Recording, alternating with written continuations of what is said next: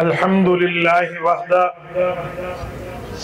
والصلاة والسلام على من لا نبي بعده أما بعد فأعوذ بالله من الشيطان الرجيم بسم الله الرحمن الرحيم ذلك الكتاب لا ريب فيه عن علي بن أبي طالب رضي الله تعالى عنه قال قال رسول الله صلى الله عليه وسلم ألا إنها ستكون فتنة قلت وما المخرج منها يا رسول الله قال كتاب الله فيه نبأ ما قبلكم وخبر ما بعدكم وحكم ما بينكم هو الفصل ليس بالهزل من تركه من جبار قسمه الله ومن ابتغى الهدى في غيره أذله الله وهو حبل الله المتين وهو الذكر الحكيم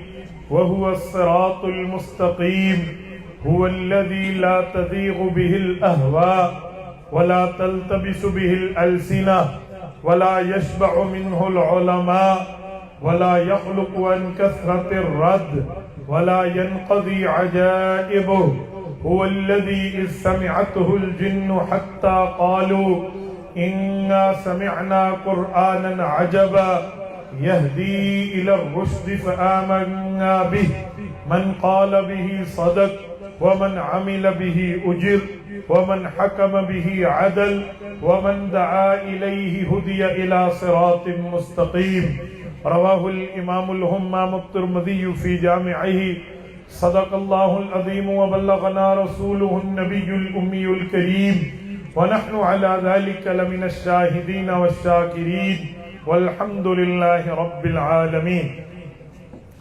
میرے معزز دوستو، آج 14 جنوری 2025 بروز منگل ہے اور میں یہاں جامعہ منبع العلوم چوک سرور شہید ضلع کوٹدو میں حضرت مولانا حفیظ اللہ صاحب امیر جمعیت علماء اسلام ضلع ہازہ ان کی دعوت پرخلوص پر اور میرے عزیز محترم بھائی اور آپ کے ضلع کے جنرل سیکرٹری جمعیت علماء اسلام حضرت مولانا حذیفہ شاکر دامت برکاتہم کے واسطے سے اور مولانا عبد المجید قاسمی دامت برکاتہم کے واسطے سے آپ کی خدمت میں موجود ہوں۔ مجھے یہاں آ کر کئی حوالوں سے خوشی ہوئی۔ سب سے پہلی بات کہ یہاں پنجاب کے ماحول میں بھی حضرت نے اپنے بلوچستانی کلچر کو زندہ رکھا ہے۔ یہ بہت بڑی بات ہے کہ بندہ اپنے کلچر کو نہ بھولے، اپنی تہذیب کو نہ بھولے، اپنی ثقافت اور اپنے تمدن کو نہ بھولے۔ حضرت ماشاءاللہ پشتون ہے، تو میں نے جب بھی بلوچستان گیا ہوں تو اس طرح جلسے دیکھے ہیں جیسے آج میں بالکل ٹھیٹھ پنجاب کے علاقے میں بیٹھ کے اس جلسے کا منظر دیکھ رہا ہوں۔ اور دوسری بات، یہ جو تقسیم اضلاع کے بعد نیا ضلع کوٹدو مہاراج وجود میں آیا تو ماشاءاللہ جمعیت علماء اسلام کی امارت کی پگڑی بھی حضرت امیر محترم کے سر پہ ہے، اور آپ کو جو جنرل سیکرٹری ملے ہیں ماشاءاللہ نوجوان ہیں اور ان کے اندر اللہ نے اسکل بھی رکھے ہیں، پاور اور صلاحیت بھی رکھی ہے کہ وہ شہر کو لیڈ بھی کر سکتے ہیں۔ بس عوام کا تعاون چاہیے ہوتا ہے، حضرات کی سپورٹ چاہیے ہوتی ہے۔ انشاءاللہ تعالی وہ وقت دور نہیں جب جمعیت علماء اسلام اپنے اہداف کو حاصل کرے گی۔ میرے دوستو، کانفرنس کا عنوان ہے عظمت قرآن کریم کانفرنس۔ میں نے اسی عنوان پر آپ کی خدمت میں چند معروضات پیش کرنے ہیں۔ سب سے پہلی اور بنیادی بات کہ قرآن کریم اللہ کی وہ کتاب ہے جس کو اللہ تعالیٰ نے زمین پہ نازل فرمایا، اس شخصیت پہ نازل فرمایا جو شخصیت اس کائنات کی عظیم ترین شخصیت ہے، اور ان لوگوں کے سامنے نازل فرمایا جو لوگ اس دھرتی کے افضل لوگ کہلاتے ہیں، اور اس مقام پہ نازل فرمایا جو مقامات اس دھرتی کے اور اس کائنات کے افضل مقامات کا شرف حاصل رکھتے ہیں، اور رب کریم نے اس وقت میں نازل فرمایا جو وقت اس دھرتی پہ جب سے بنا اور جب سے دھرتی کا نظام چل رہا ہے جب تک چلے گا وہ مبارک وقت وہی تھا جس میں آقا انعامدار اس دنیا میں موجود تھے. اس مبارک وقت میں نازل فرمایا. میں اسی قرآن کی عظمت کے حوالے سے چند وہ معروضات آپ کی خدمت میں رکھوں گا جو آپ کے اور میرے لیے فائدہ مند ثابت ہو. میرے دوستو، قرآن کی عظمت تو ہر مسلمان تسلیم کر رہا. قرآن کریم کی عظمت تو ہر مسلمان کے ایمان کا حصہ ہے، لیکن ہم پریکٹیکل لائف میں دیکھیں، اپنی عملی زندگی میں دیکھیں قرآن ہم سے کیا چاہتا ہے. اپنے عملی زندگی کا ادراک کریں قرآن کا ہم سے تقاضا کیا ہے. اپنی عملی زندگی میں اس بات کو باور کرائیں کہ قرآن ہم سے مانگ کیا رہا ہے، قرآن ہم سے نیڈ کیا کر رہا، ہمارے معاملات کیا ہیں.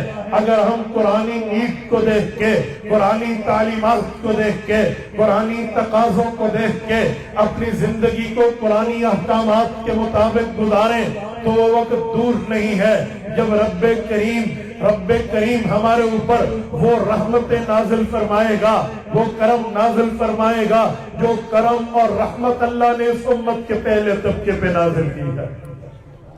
آپ کہیں گے کیا مطلب؟ یہی سوچ ہمیں علامہ محمد اقبال رحمت اللہ علیہ نے دی ہے. وہ فرماتے ہیں فضائے بدر پیدا کر فرشتے تیری نصرت کو اتر سکتے ہیں گردوں سے، قطار اندر قطار رب بھی. اے لوگوں، علامہ اقبال کا اس شعر میں پیغام یہ ہے کہ آپ نے کثرت نہیں دیکھنا، آپ نے قلت نہیں دیکھنی، آپ نے شریعت پر اپنی مہارت کو دیکھنا ہے، دین پر اپنی قربانی کو دیکھنا ہے کہ آپ نے کس طرح قربانی پیش کرنی ہے. صحابہ کرام جب بدر کی جنگ کے لیے چلے تھے انہوں نے ایک لمحے کے لیے بھی نہیں سوچا تھا ہماری تعداد 350 کے لگ بھگ بھی نہیں ہے اور کافروں کی تعداد ہم سے 3 گنا زائد 1000 سے زائد ہے، ہم کیا کریں گے. انہیں ذرہ بھی اس بات کا خیال نہیں تھا کہ ہمارے 70 آدمیوں کے پاس اونٹ موجود ہیں، باقیوں کے پاس اونٹ کی سواری نہیں ہے. انہیں ذرہ برابر بھی اس بات کی پرواہ نہیں تھی کہ ہمارے پاس تیر تھوڑے ہیں، ہمارے پاس نیزے تھوڑے ہیں، ہمارے پاس ترکش تھوڑے ہیں، ہمارے پاس جنگی اسلحہ تھوڑا ہے. لیکن انہیں ایک بات کا پتا تھا کہ اگرچہ ہم اسباب کے لحاظ سے کمزور ہوں گے، ہمارا خالق مسبب الاسباب ہے. ہم ان طاقت کے لحاظ سے کمزور ہوں گے لیکن ایمانی طاقت سے سرشار ہیں. ہم دنیا کی دولت کے لحاظ سے کمزور ہوں گے لیکن اسلام کی دولت سے بہرور ہے. اور وہ نکلے اور اس طرح نکلے جیسے نکلنے کہا کہو. ہاں پھر جب بدر میں 70 کافر قیدی پکڑے گئے تھے وہ ان صحابہ کو دیکھ کے کہتے تھے یہ تو نحیف الجثہ ہے، یہ تو کمزور ہے، اور اس نے تو مجھے نہیں پکڑا، مجھے تو اس نے پکڑا تھا جو بڑا جو ہیکل جسم کا مالک تھا، جس کی طاقتیں زیادہ تھی، جس کی قد بہت بڑی تھی، جس نے سفید لباس لے بے تن کیا ہوا تھا. مجھے اس کمزور نے نہیں پکڑا، مجھے فلاں نے پکڑا تھا.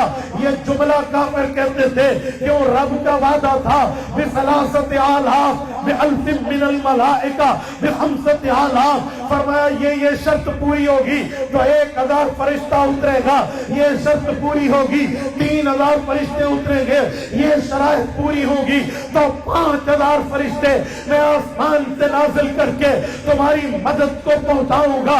رب نے پھر فرشتوں کو بھی تربیت دی تھی، ان فرشتوں کو بھی اللہ نے ٹریننگ دی تھی. قرآن کریم میں فرشتوں کی جنگی تربیت کا ذکر موجود ہے. اللہ کریم نے قرآن کریم میں رسول کریم پر فرشتوں کی جہادی تربیت کو ذکر فرمایا اور وہی نازل فرمائی. رب نے فرشتوں کو بتایا فَاضْرِبُوا فَوْقَ الْأَعْنَاقِ وَاضْرِبُوا مِنْهُمْ كُلَّ بَنَانٍ. اور رب کے فرشتوں اب تمہاری ڈیوٹی یہ ہے تم صرف فرشتے بن کے نہیں جا رہے، مجاہد فی سبیل اللہ بن کے جا رہے ہو. ایک جہادی کی حیثیت سے، ایک مجاہد کی حیثیت سے، ایک جنگجو کی حیثیت سے تم نے جاننا ہے. اور جو تمہارے ہاتھ میں جنگی اسلحہ ہوگا اس کے استعمال کو جانو. فَاضْرِبُوا فَوْقَ الْأَعْنَاقِ. اللہ کا قرآن کہتا ہے، رب نے فرمایا فرشتوں تلواریں تمہاری ہوں، गर्दन कुफ्फार की हो, वज़रिबू मिनहुम कुल्ल बनान, असलहा तुम्हारा हो और काफिरों के जिस्म के जोड़ों पे इस्तेमाल करना। ये तरबियत देकर रब ने फरिश्तों को भेजा, ये ट्रेनिंग देकर अल्लाह ने फरिश्तों को नाज़िल किया। फिर सहाबा कराम की मदद इन फरिश्तों के जरिए पहुंची और फिर आसमान की आंख ने वो अदीमुल फुर्सत लक़ब भी देखा, वो अदीमुल फुर्सत लम्हात भी देखे, वो इस कायनात का अदीमुल अमसला में वो मिसाल भी देखी कि जब इन 313 ने 1000 सूरमा को पस्ता होने पर मजबूर कर दिया था। वो ताकत में ज्यादा, असलिया में ज्यादा, असबाब में ज्यादा, सवारियों में ज्यादा, नामो नमूत में ज्यादा थे, लेकिन इन 313 ईमान लाने वाले, इन 313 फरमा बरदाराने पैगंबर, जानिसाराने पैगंबरों ने, पैगंबर ने उन्हें छठी का दूध याद दिलाया था। इनकी जो है ना नुबुव्वत को नेज़े की अहनी पे रखा था और वो दौड़ के पना लेके भाग गए थे। फिर बदर कुबरा नहीं है, बदर सुगरा में पैगंबर ने 3 दिन उस जगह बैठ के अपनी फतह का जश्न मनाया। कुफार के सरदार अबू जहल की कब्र पे जाके कहा, हल वजदतुम मा वअद रब्बुकुम हक्का। और अबू जहल, तू बुतों का नुमाइंदा था, मैं अल्लाह का नुमाइंदा था। मैं तुम्हें तौहीद की बात करता था, तू शिर्क की बात करता था। मैं नबुव्वत की बात करता था, तू इनकार की बात करता था। मैं रब की तरफ बुलाता, तू बुतों की तरफ बुलाता। ओए अमर इब्न हिशाम, अबू जहल और मखदूमी कबीले का सरदार, अब बोल ना तू, मुझे बता, हल वजदतुम मा वअद रब्बुकुम हक्का, क्या मेरे रब ने मेरे साथ सच्चा वादा किया था या तेरे बुतों ने तुझसे सच्चाई की बात की थी? ओए बोल फला उक़बा, ओए बोल रबिया, ओए शैबा, एक एक सरदार का नाम लेके अल्लाह के रसूल ने उन्हें अंदाज़े तहातुब में उन्हें मुखातिब करते हुए, उन्हें पुकारते हुए, उनका नाम लेते हुए एक एक सरदार पर तरदीद की है, रेजिस्टेंस की है, रद्द किया है, इनकार करके पैगंबर ने अपनी बात फरमाई है। तो हज़रत उमर जैसा जलीलुल कदर सहाबी भी बोल उठा, या रसूल अल्लाह, आप इनसे बात कर रहे हैं, क्या ये सुन रहे हैं? इमाम बुखारी मेरी बात लाए हैं, फरमाया उमर तुमसे ज्यादा मेरी बात सुन रहे। मेरी बात का मतलब ये है, सहाबा ने असबाब नहीं देखे, सहाबा ने ताकत नहीं देखी, मुसब्बिबुल असबाब को देखा, इन्नल्लाह अला कुल्लि शैइन कदीर को देखा। अगर आज हम भी असबाब पे नजर छोड़ के मुसब्बिबुल असबाब पे नजर रखे तो यही अल्लामा ने कहा, वही माहौल तुम पैदा करो। फरिश्ते आज भी वो मौजूद हैं, काम तुम्हारा होगा, मदद अल्लाह की तरफ से उनकी। तभी मैंने कहा, फिजाए बदर पैदा कर, फरिश्ते तेरी नुसरत को उतर सकते हैं गर्दों से, कतार अंदर कतार अब भी। मुफस्सिरीन किराम ने फज़रिबू फौकल आनाक के तहत लिखा है कि जो फरिश्ते रब ने बदर में उतारे थे, अल्लाह ताला का उन फरिश्तों से वादा है, क़यामत तक कहीं मुसलमानों को मदद की जरूरत पड़ी, नुसरत की जरूरत पड़ी, वो फरिश्ते अल्लाह की मदद के साथ दोबारा नाज़िल होंगे। ये मुफस्सिरीन की तस्रीह मौजूद है। तो मेरे दोस्तों, हमें भी इधर उधर नहीं देखना होगा, हमें भी उस माहौल को देखना होगा। हमारी तालीम क्या है, हमारी तफहीम क्या है, हमारी तरफ कुरानी शरीयत के तकाजे क्या मुतवज्जे हैं। मैं बात कर रहा था, कुरान हमसे चाहता क्या है? कुरान यही चाहता है, ऐ लोगों, जैसे मुझे कबूल किया पहले तबके ने, वैसे तुम कबूल करो। जैसे अमल किया पहले तबके ने, वैसे तुम अमल करो। जिस तरह पहले तबके ने मुझे लेकर दुनिया आलम में जाकर मेरी दावत को जिंदा किया, वैसे तुम करो। क्योंकि रब ने वादा किया था, जब मैं हुकूमत और सल्तनत इनको दूंगा, वला युमक्किनन्न लहुम दीनहुम अल्लज़ी इर्तदा लहुम वला युबद्दिलन्नहुम मिन बादि खौफिहिम अमना। फरमाया लोगों, जब इस तबके को हुकूमत मिलेगी, ये बेदीनी को दीनदारी में बदलेंगे, ये खौफ को अमन में बदलेंगे, ये फसाद को जंग खत्म कराने में बदलेंगे, ये वो लोग होंगे। आज कुरानी तकाजा हमसे ये है कि हम भी इस तरतीब के मुताबिक अपनी जिंदगी गुजारें जैसे कुरान चाहता है, शरीयत। اور میں اسی پر ایک بات مزید کر رہا ہوں، قرآن کریم نازل ہوا تو اس عظمت قرآن کریم کی بنیاد کو اگر ہم سمجھیں، عظمت قرآن کی بیس کو سمجھیں، تو آج ان مدارس کو آباد کرنے کے لیے ہمیں مشکلات نہیں ہوگی۔ آپ کہیں گے کیا مطلب؟ رب کریم نے قرآن کریم سرور کائنات کی ذات پہ اتارا تھا، میرے پاک پیغمبر قرآن کریم کو اتنا جلدی وصول فرماتے تھے کہ جبرائیل ابھی پڑھتا پورا نہیں تھا، حضور پہلے آیت کی دہرائی فرماتے تو رب نے فرمایا لا تحرک بہ لسانک لتعجل بہ، محبوبہ یوں مت کیجئے، جبرائیل کو پہلے پڑھنے دیجئے، اس کے پڑھنے کے بعد آپ قرات فرمائیے، آپ تلاوت فرمائیے۔ اللہ کے رسول صلی اللہ علیہ وسلم کے دل میں سوال اٹھا، اللہ میں بلا وجہ تو تلاوت نہیں کر رہا، میں تو بوجہ کام کر رہا، بے وجوہ امر سر انجام دے رہا، وہ وجہ یہ ہے میں چاہتا ہوں قرآن جلدی اگلی نسلوں تک پہنچے، قرآن جلدی اگلی اقوام تک پہنچے، قرآن جلدی اگلے طبقات تک پہنچے، میرے بعد میں آنے والے امتی بھی اللہ کے قرآن کی عظمت سے، اللہ کے قرآن کے فیض سے، اللہ کے قرآن کے دیے ہوئے تقوی پہ اپنے سینے میں سجا کر اللہ کے فرما بردار بندے بن سکے۔ تو رب کریم نے جواب دیا ہے، چوک سرور شہید کے غیوروں، رب کریم جواب دیتے ہیں، فرمایا لتعجل بھی، محبوب ہمیں آپ کی جلدی کا علم ہے، لتعجل بھی میں لام تعلیلیہ ہے، لتعجل بھی میں لام ریزنیبل ہے، یہ وجہ بتا رہی ہے، یہ ریزن دے رہی ہے، یہ جواب دے رہی ہے، یہ اصول کو حل کر رہی ہے۔ فرمایا لتعجل بھی، محبوب ہمیں آپ کی جلدی کا علم ہے، اگر آپ یہ سمجھتے ہیں کہ اگلی رفتوں تک کلام جائے گا کیسے، اگلی اقوام تک قرآن پہنچے گا کیسے، فرمایا محبوبم ڈونٹ وہی، اس پہ فکر کی ضرورت آپ کی نہیں ہے، ٹینشن آپ مت لیجئے، پریشانی آپ مت کیجئے، کیونکہ ان علینا جمعہ و قرآنا فإذا قرأناہ فاتبع قرآنا ثم ان علینا بیانا۔ محبوب مصطفیٰ قرآن اترے گا کیسے، اگلے لفظوں تک پہنچے گا کیسے، یہ ذمہ داری آپ کے خدا کی ہے، ذمہ داری آپ کے الہ کی ہے۔ اللہ اس قرآن کو جمع بھی کرائیں گے، اگلی لفظوں تک پہنچائیں گے بھی، بیان کرا کے بھی۔ یہ بات اللہ کے قرآن نے بتائی کہ ان علینا بیانا، آپ ٹینشن مت لیجئے، اگلی نسلوں تک کیسے جائے گا آپ کو فکر کرنے کی ضرورت نہیں ہے، اگلی قوم تک کیسے پہنچے گا یہ آپ کے رب کی ذمہ داری، آپ کے اللہ کی ذمہ داری، آپ کے خدا کے معاملات ہیں، اگلی نسلوں تک پہنچے گے بھی اور اگلی قوم تک قرآن جائے گا۔ یہ خواہش مصطفیٰ پہ جواب خدا آیا تھا، خواہش مصطفیٰ پہ امر خدا آیا تھا، خواہش مصطفیٰ پہ حکم خدا آیا تھا، اور یہ بتایا گیا تھا لوگوں فکر کی ضرورت نہیں ہے، قرآن اگلی نسلوں تک پہنچے گا۔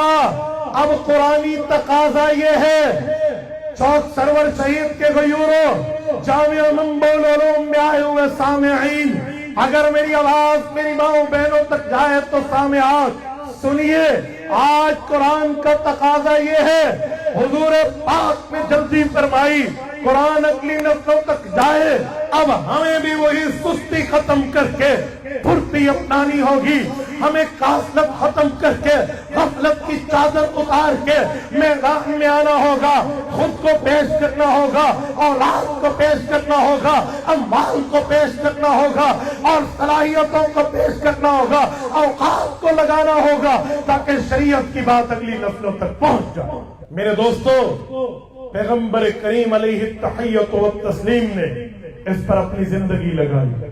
کتنی لگائی؟ کیسے لگائی؟ قرآن کو کیسے وصول فرمایا؟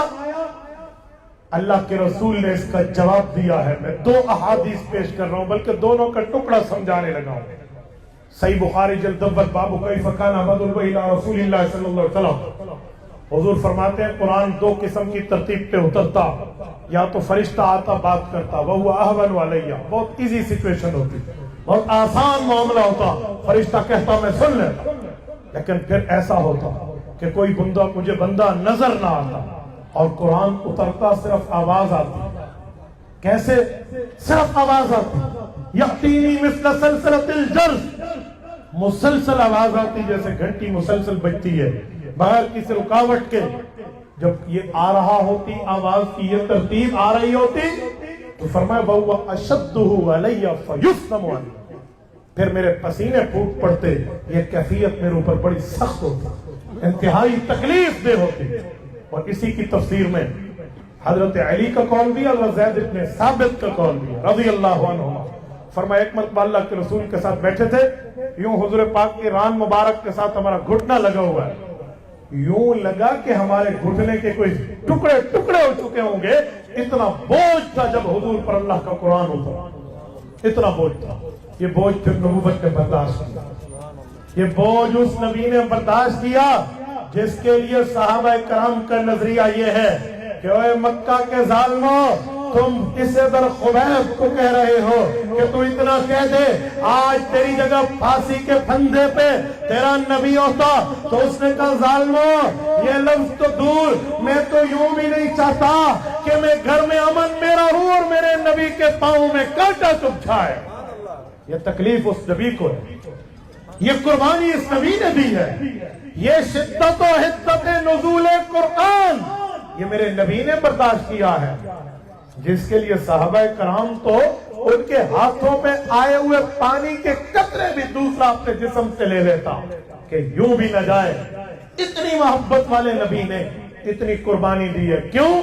कुरान को अपने सीने में उतारा, क्योंकि कुरान गरम कलाम था, गरम कलाम नरम सीने से गुजरा तो आज तू और मैं पढ़ते हैं तो हमें शिफाएं मिलती। ये कुर्बानी मेरे नबी ने दी है। जब हुजूर ने इतनी कुर्बानी दी है, हम तक ये कलाम पहुंचाया, और फिर इतनी कलाम की कुर्बानी के बाद दूसरी हदीस सुनिए, इस कुर्बानी का असर मेरे नबी की जात पर कितना आया। Personality of the Holi messenger, हमारे पाक पैगंबर सल्लल्लाहु अलैहि वसल्लम की जात अक़दस पर इस कुर्बानी का कहर कितना हुआ। मुस्नद अहमद में है, हजरत अबू बकर सिद्दीक को अल्लाह के रसूल ने फरमाया, या अबा बकर शय्यबतनी हूद व अखवातहा, अबू बकर सूरत हूद और इस जैसी सूरतें उतरी, इनके उतरने ने तेरी नबी की जवानी को बुढ़ापे में बदल दिया। ये मेरे नबी का फरमान है। ऐ काश मैं आपके दिल तक इस दर्द को पहुंचा सकूं, आप कान की खिड़की खोल के अपने दिल तक जुमले को रास्ता दे। फरमाए शय्यबतनी हूद व अखवातिहा, सूरत हूद और इस जैसी सूरतें उतरी, इनके नुज़ूल ने तेरे नबी की जवानी को बुढ़ापे में बदला। क्या मान, या अल्लाह के रसूल क्या बता रहे हैं? बताने का मतलब यह है कि जो कुरान के बोझ थे, जो वजन था, जो उतरने की शिद्दत और दिक्कत और हिद्दत थी, जो हैबत और जलाल था, जो इसकी खशियत थी कि वो पहाड़ों को भी टुकड़े टुकड़े में बदल दे, वो अकेला कल्ब मुस्तफा बर्दाश्त कर रहा था, वो अकेला सीने मुस्तस्की बर्दाश्त कर रहा था। फरमाया इसकी बर्दाश्त की वजह से ये मेरी जवानी बुढ़ापे में बदली। इससे समझ आया नबुव्वत के बदलने की तरतीब ये है। जज़ाकल्लाह, रसूलुल्लाह सल्लल्लाहु अलैहि वसल्लम के बदलने की तरतीब जवानी के बुढ़ापे का मतलब ये है कि मेरे पाक नबी ने ये कुर्बानी दी है, कुरान अगली नस्लों तक पहुंचे, शरीयत अगली नस्लों तक पहुंचे। अब हमारी जिम्मेदारी है इस कुर्बानी के बलबूते पे कह रहा हूं कि हम भी तो कम अज कम अपनी औलादों को पेश करें, हम भी तो अपनी जानों को पेश करें, हम भी तो अपने औकातम माल औलाद को पेश करें। हम क्या समझते हैं नबुव्वत कुर्बानी दे गई, मामला खत्म। मेरे दोस्तों, कुरान हम तक आया, आज हम यहाँ मौजूद हैं। आज 14 जनवरी 2025, ये 20वीं सदी ईसवी लिहाज से चल रही है और 15वीं सदी हिजरी के लिहाज से चल रही है। हम लोग इस कुरान के हामिलीन बने, अपनी औलादों को पेश करें, खुद को पेश करें, जवानियां लगाएं, बच्चों को पेश करें, بیٹیوں کو قرآن کی یاد کرنے کے لیے پیش کرے تاکہ یہ قرآن کے وارث بنے، قرآن کے حامل بنے، قرآن کے عالم بنے، قرآن کے عامل بنے، قرآن کے قاری بنے، قرآن کی شریعت کے شارح بنے،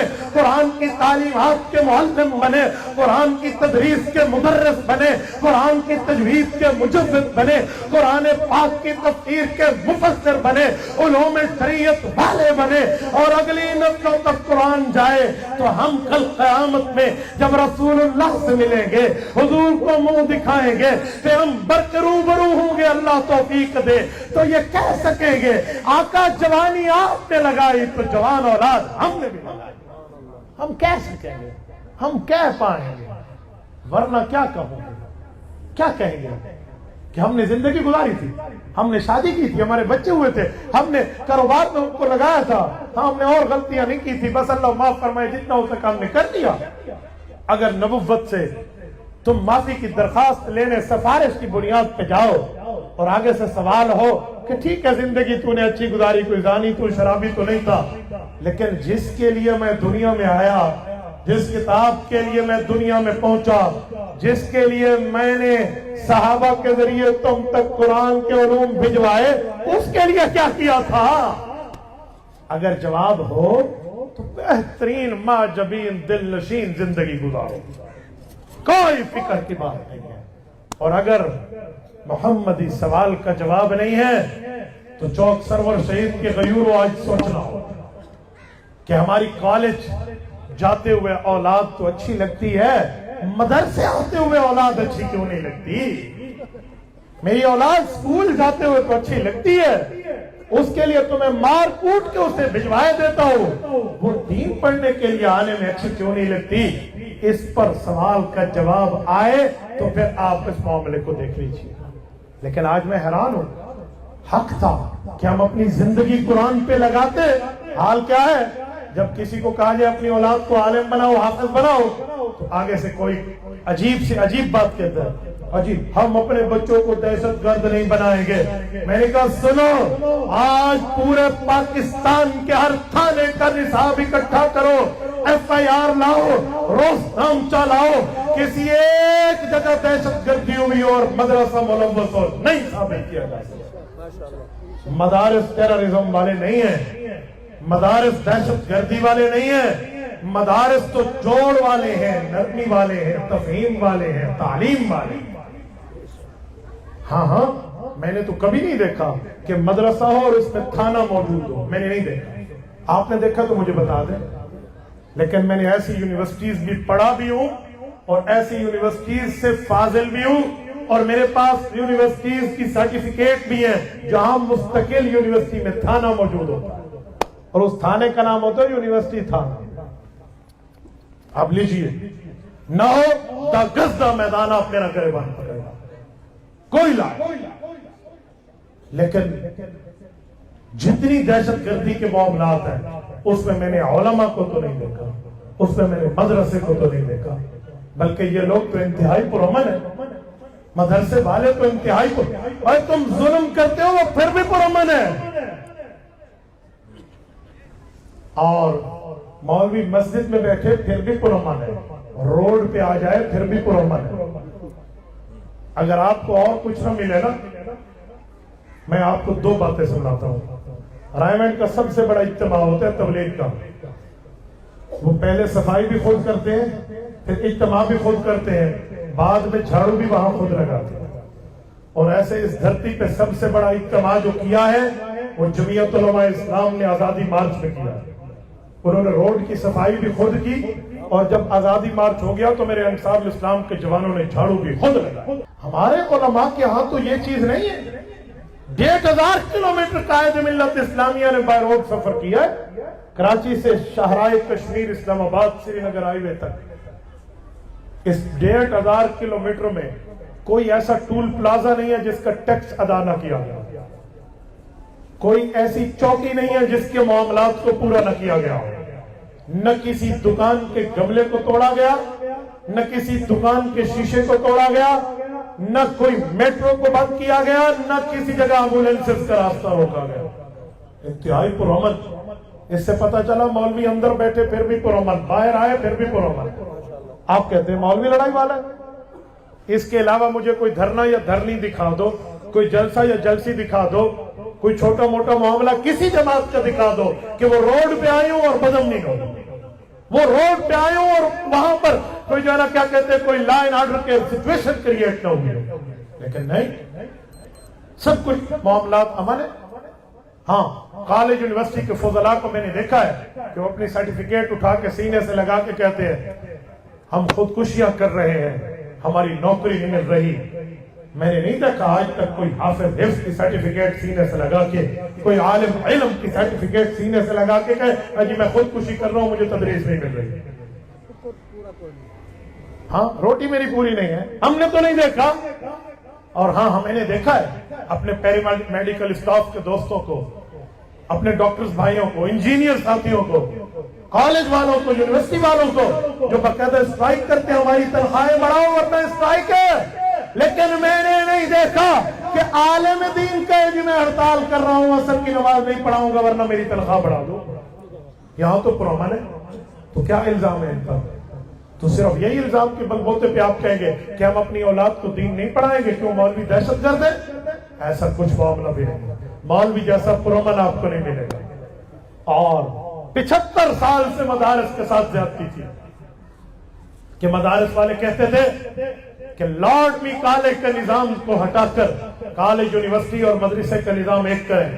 شیخ الاسلام مفتی تقی عثمانی دامت برکاتہم ایک ہفتہ قبل اپنے جامعہ میں گفتگو کرتے ہوئے فرمانے لگے کہ ہمارا پہلے دن سے مطالبہ تھا کہ مدارس کے نصاب اور کالج کے نصاب کو ایک کرو تاکہ کالج سے ڈاکٹر بن کے نکلنے والا حافظ بھی ہو، عالم بھی ہو. اور یہی بات قائد اعظم سے علامہ عثمانی نے کہی تھی، پر قائد اعظم 1948 میں، علامہ 1949 میں فوت ہو گئے. پھر ہم سفید انگریز کی غلامی سے نکل کے کالے انگریز کی غلامی میں آ گئے. 75 سال سے ہمارے ساتھ ظلم تھا، اور ابھی اللہ نے موقع دیا کہ ساری اپوزیشن اور ساری حکومت مولانا کے گھر پہنچی اور یہ آ کر منتیں کی کہ یہ 56 چیزیں ہماری مان لیں، ہمارا ساتھ دیں. مولانا الحمدللہ شناور آدمی ہے، آنکھیں رکھتا ہے، علم رکھتا ہے، بصیرت رکھتا ہے، اور پاکستان کی اس جماعت کا قائد ہے جس پر ایک ٹیڈی کی کرپشن ثابت نہیں ہے. جلسوں میں تو یوں بازو چڑھا کے بولنے والے ایک اپنی انگلی کے پورے جتنے بھی کرپشن ہمارے اوپر ثابت نہیں کر سکے. اس جماعت کا قائد ہے. انہوں نے کہا جی یہ 36 چیزیں چھوڑو، یہ کالے سانپ کا زہر ہے، یہ ہوگا ہم ساتھ دیں گے. انہیں 36 چھوڑوا دی، بالکل پیچھے آ گئے اور انہوں نے کہا جی 5 چیزیں ہماری بھی رکھیں. یہ موقع تھا جب اربوں روپے کمائے جا سکتے تھے، لیکن سلام ہے اس شخص کو جس نے پیسے پر بات نہیں کی، ضمیر پر بات کی. پیسے پر بات نہیں کی، اصول پر بات کی. کہا جی پہلی بات یہ ہے کہ ملک کے اندر میرے بابا سے وعدہ کیا تھا ذوالفقار علی بھٹو نے 1973 میں کہ 10 سال دے دیں مفتی محمود صاحب، سود ختم کر دیں گے 1983 میں. کہا 1983 آیا، نہ وہی حال تھا، نہ وہی سال تھا، نہ وہی سیاستدان تھا.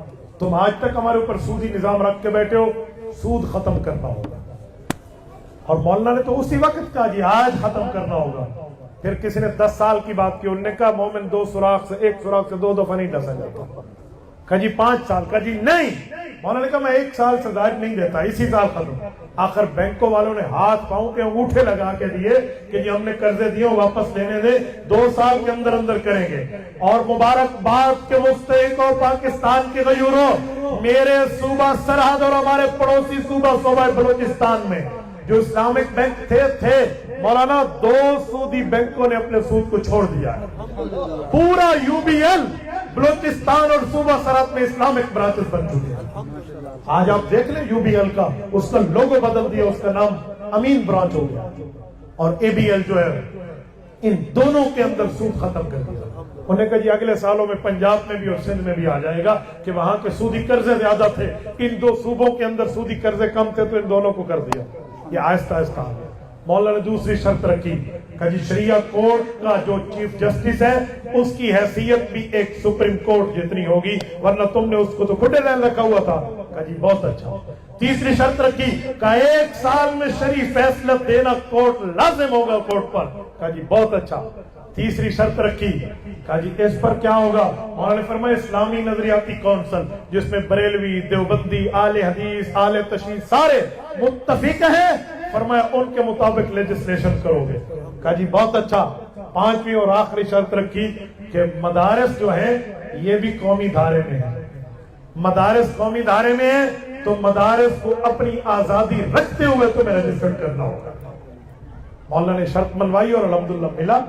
दरमियान में कुछ ऊपर नीचे हुआ, हमारी शक्लों वाले, हमारी पगड़ियों की तरह कुछ सरकारियों को लाया गया, लेकिन सलाम है मदारस की क़यादत को, कायद मिल्लत इस्लामिया की फिरासत को, जिन्होंने कहा हमारा चोर है तो ऐवान सदर है। हमने मौलवियों से नहीं लड़ना, हमने खुली छुट्टी दी है। जो मुल्ला जाना चाहते हैं सरकार के पास जाए, हमें इससे कोई गर्ज नहीं है, लेकिन हम देवबंदियत से, हुसैन अहमद मदरी से हुर्रियत का सबक ले चुके हैं, हम गुलामी नहीं।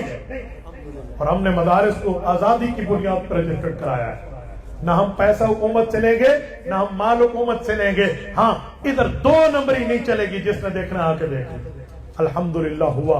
तो आज आप मुबारकबाद के मुस्तहिक हैं कि आपके मदरसे में रजिस्टर्ड हो चुके हैं, आपको क़यादत भी उजली मिली है। तो अज़मत कुरान की बात का खुलासा यही था कि जो कुरान के तकाजे हमसे हैं, जो चाहत हमसे है, चारों मैंने आपके सामने रखी हैं, हमें इस पे अमल करना होगा। करेंगे? जितने हज़रात बैठे हैं कुरानी तकाज़ों पे अमल करेंगे, कुरानी तकाज़ों के मुताबिक जिंदगी गुजारोगे, अपनी औलाद को मदारस में भेजोगे, अपनी बच्चियों और बच्चों को मदारस में भेजोगे, मदारस के साथ अमली तावन करोगे, माली और औकाती तावन करोगे, और इस मदरसे को मदरसे का हक देकर साथ चलोगे। जज़ाकुमुल्लाहु तआला। अगर आपका यही वादा है तो मैं ये कहकर बात खत्म कर रहा हूँ, जाओ जाके मेहर ताबा से कह दो अपनी किरणों को गिन के रखे, मैं इस जहां के जर्रे जर्रे को खुद चमकना सिखा रहा हूँ। अक़ूलु क़ौली हाज़ा व अस्तग़फ़िरुल्लाह व आख़िरु दअवाना अनिल हम्दुलिल्लाहि रब्बिल आलमीन।